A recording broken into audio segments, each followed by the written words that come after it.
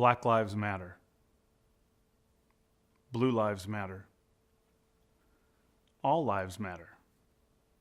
No doubt right now there's emotional things going on in your head. You might be thinking, here we go again. Why can't we just get past this and move on? Or you're thinking, you're darn right, insert color here, lives matter. Could be blue, black, or any other color.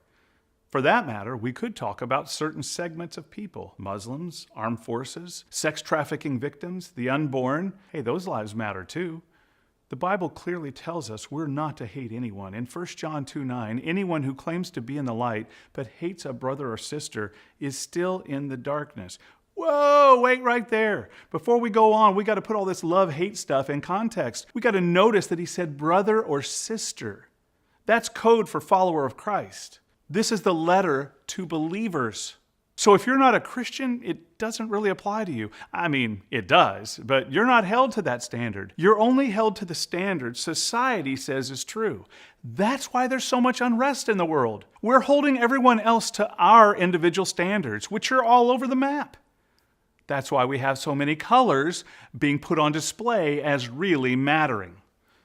The problem of lives mattering is really solved in Jesus. If every person on earth were a follower of Christ, we wouldn't have a color problem, not if we were living it out right. As believers, we're mandated to love all people, even people whose opinions we vehemently disagree with. And above all, we hate no one.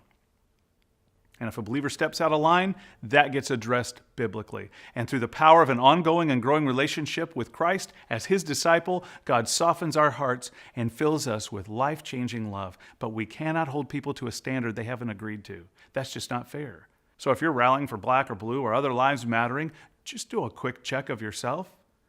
What standard are you holding them to? The law? Common sense? Whose common sense? The racism going on in the world is deplorable, and the response of many of those victims and their supporters is beyond comprehension. It all boils down to your source of truth. The Bible is the source of truth that cuts through the opinions and passions of well-meaning people and gives us a level and truthful playing field to sort through the chaos of opinions. Do you struggle with hating some people in this world? We'd be honored to pray for you. Are you struggling with this presentation? That's okay, but why? If it's because you have a different opinion than me, where does your opinion find its source? I'm not always right, but my source is Christ. And if Christ's teachings differ from your opinions, I'm sorry, I'm going with Jesus. But no matter what, we would do well to stop holding people to a standard that they haven't signed up for. And think about this, if everyone had a biblical standard, we wouldn't be having this conversation.